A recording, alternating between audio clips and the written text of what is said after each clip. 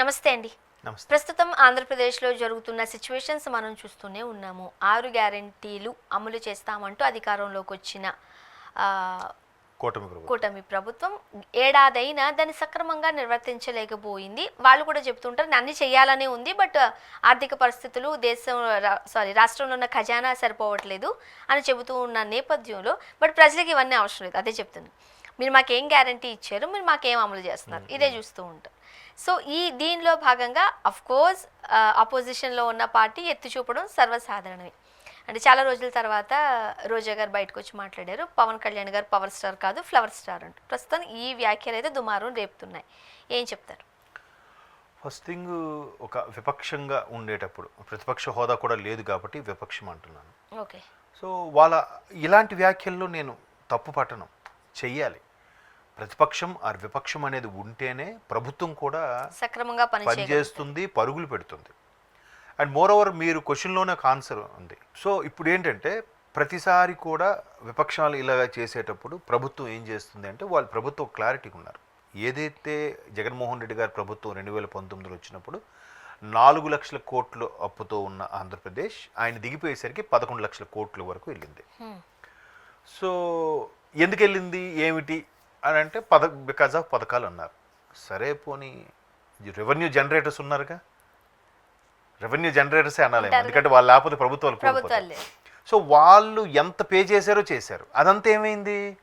మొత్తం ఒక యూపీఐ లేదు, క్యూఆర్ కోడ్ లేదు, ఫోన్పే లేదు, తర్వాత పీఓఎస్ మిషన్స్ అంటారు, పాయింట్స్ ఆఫ్ సేల్ అని, ఆ స్వైపింగ్ మిషన్ ఏమీ లేవు. అంతా క్యాష్ అండ్ క్యారీ. ఇదంతా ఎక్కడికి వెళ్ళింది? ఒకవేళ నిజంగా ఒకవైపు మళ్ళీ 7 లక్షల కోట్ల అప్పు ఒక్క 5 ఏళ్ళ నిడివిలో. ఇక్కడ చూస్తే బిల్లు లేదు, ఏమీ లేదు, మొత్తం తీసేసుకున్నారు. ఇసుక కూడా అలాగే తీసేసుకున్నారు. పథకాలు ఇచ్చామంటున్నారు. మరోవైపు కేంద్రం నుంచి ఆర్బీఐ నుంచి ఎంత గోకాలో అంతా గోకేశారు. ఏమైందంటే పక్కన పెడితే ఇవాళ ఆవిడ అది కూడా మాట్లాడుతుంది. ఏం చేశారు, అవన్నీ ఏం చేస్తున్నారు, అడిగితే ఇవ్వట్లేదు, నిరుద్యోగ భృతి అన్నారు, అది అన్నారు, ఇది అన్నారు, ఏమో సహజమే మాట్లాడలేదు. సో నేనేమనుకుంటానంటే చాలా రోజుల తర్వాత మళ్ళీ అంటే ఈ మధ్యలో వస్తున్నారు ఆవిడ, స్క్రీన్ మీద కనబడి వార్తల్లో నిలబడాలి అంటే ఆవిడ కొంచెం ప్రజలకి మర్చిపోకుండా ఉండాలి. ఎస్పెషల్లీ నగిరి నియోజకవర్గ ప్రజలని గుర్తించాలి. అలా గుర్తించాలంటే వార్తలో నిలబడాలి. బికాజ్ ఆఫ్ ఒక సెలబ్రిటీగా ఒక మంచి నటి కూడా, అండ్ మోరోజు బుల్లితెర మీద మంచి స్టేజ్ షోస్ చేసే జడ్జి కూడా. సో అటువంటి ఆవిడ మళ్ళీ ఏదో ఒక మాట తీరుతూ బయటికి రావాలి అంటే ఒక లోకేష్ గారినో, చంద్రబాబు నాయుడు గారినో, పవన్ కళ్యాణ్ గారినో టార్గెట్ చేస్తేనే ఉంటారు. అంటే పెద్ద వాళ్ళని పెడితే చెప్తేనే వీలేదో అంటారు కదా, ఎవరైనా అంతే. అంటే అక్కడ ఏంటంటే నిజంగా ఉంటే కూటమి ప్రభుత్వం ముగ్గురిని ఆడేసుకోవాలి కదా. కూటమి ప్రభుత్వం ఏదైతే 6 పథకాలు ప్రామిస్ చేసిందో 6 పథకాలు ఏమి చేయట్లేదు. కేంద్రంలో మోదీ గారు అంత సపోర్ట్ ఉంచుకొని కూడా ఏమి పీకలేకపోతున్నారో, ఏమి చేయలేకపోతున్నారో అంటే పదజాలం కూడా వాడచ్చు. కానీ ఒక పవన్ కళ్యాణ్ ఫ్లవర్ స్టార్ అనే మాట్లాడి మిగతా చంద్రబాబు గారినో మోడీ గారిని ఎందుకు అనరు? పోనీ చంద్రబాబు గారిని కూడా అంటున్నారేమో, మోదీ గారిని ఎందుకు ఏమనలేకపోతున్నారు? అంటే ఒకటి ఉంది ఇందులో, ఆ మేనిఫెస్టో ఏదైతే ఉందో మేము కూటమిలో భాగంగానే ఉన్నాం, కానీ మేనిఫెస్టోతో మాకు ఎలాంటి సంబంధం లేదని మొట్టమొదటి టైంలోనే బీజేపీ స్టాండ్ తీసుకుంది. అలా చెప్పారు. సంబంధం లేదు అనుకుంటే వీళ్ళు ఒక్కసారి 8 సీట్లు ఎమ్మెల్యేలు, 5 ఎంపీలు ఎట్లా తెలుసుకుంటారు? ఎవరి వాళ్ళు గెలుచుకున్నారు? సంబంధం లేదు అంటే వాళ్ళు సార్ మీరు మాకు మళ్ళీ ఆపన్నహస్తం అందిస్తారంటేనే మేము మిమ్మల్ని కలుపుకుంటాం అని చెప్పి ఒక 4-5 సార్లు చంద్రబాబు నాయుడు గారు వెళ్ళడం రావడం, మధ్యలో పవన్ కళ్యాణ్ గారి మధ్యవర్తిత్వం చేయడం, నాన్న తిట్లు తిన్నానని చెప్పి ఆయనే స్వయంగా కూటమి ప్రభుత్వం ఏర్పడడానికి వచ్చిన క్రెడిట్స్ మాత్రం ఖచ్చితంగా పవన్ కళ్యాణ్ గారికి ఇవ్వాలి. అది మనం చూసాం వార్తలు. మేనిఫెస్టోకి మాకు సంబంధం లేదు అన్నా సరే లేదు అలా అన్నారేమో, లోకల్గా ఉండే లీడర్స్ ఎవరు అంటే అనుండొచ్చేమో. కానీ ఇప్పుడు పలానా పెడుతున్నాము, రేపొద్దున మనకి క్రెడిబిలిటీ ఉంటుంది, గవర్నమెంట్ ఎలాగైనా ఫామ్ అవుతుంది, దానికి తగ్గట్టు మీరు సపోర్ట్ చేయాలి అని ముందే మాట్లాడుకుని ఉంటారుగా. దానికి బాబు గారు కూడా బయటకు వచ్చి స్టేట్మెంట్ ఇచ్చారుగా. ఈసారి ఒక పకడ్బందీ ఒప్పందాలతోనే మరలా బీజేపీతో కలుస్తున్నామని కూడా చెప్పారు. ఎందుకంటే అక్కడ 18లో బయటకు వచ్చేసారు కాబట్టి, 2018లో. సో వాటిలో వాళ్ళకు కూడా భాగం ఉంది. సరే భాగం ఉన్నా లేకపోయినా కూటమి ప్రభుత్వం అఘాయిత్యాలు, కూటమి ప్రభుత్వం యొక్క అత్యాచారాలు ఏవో చెప్పొచ్చు కదా. మరి అలా ఎందుకు మాట్లాడలేరు? ఇప్పుడు భయమా వీళ్ళందరికీ మోదీ గారు అంటే, బీజేపీ అంటే? ఒకే యాంగిల్లో. ఇంకో యాంగిల్లో వాళ్ళు మొన్నే ఏం జరిగిందంటే అమ్మ ఒడికి దానికి ఏదో పేరు మార్చినట్టున్నారు, తల్లికి వందనం తల్లికి వందనం. తల్లికి వందనం కూడా వీళ్ళ హయాంలో 39 లక్షల మందికి ఎంతమందికో లబ్ధి చేకూరింది. వీళ్ళు ఒక్కసారి ఏం చేశారు, 67 లక్షలకు ఎంతకో వెళ్ళిపోయారు. ఎవరు, కూటమి ప్రభుత్వం వారు. సో దానికి కూడా వాళ్ళు ఏం మాట్లాడలేకపోయారు ఎవరు వీళ్ళు.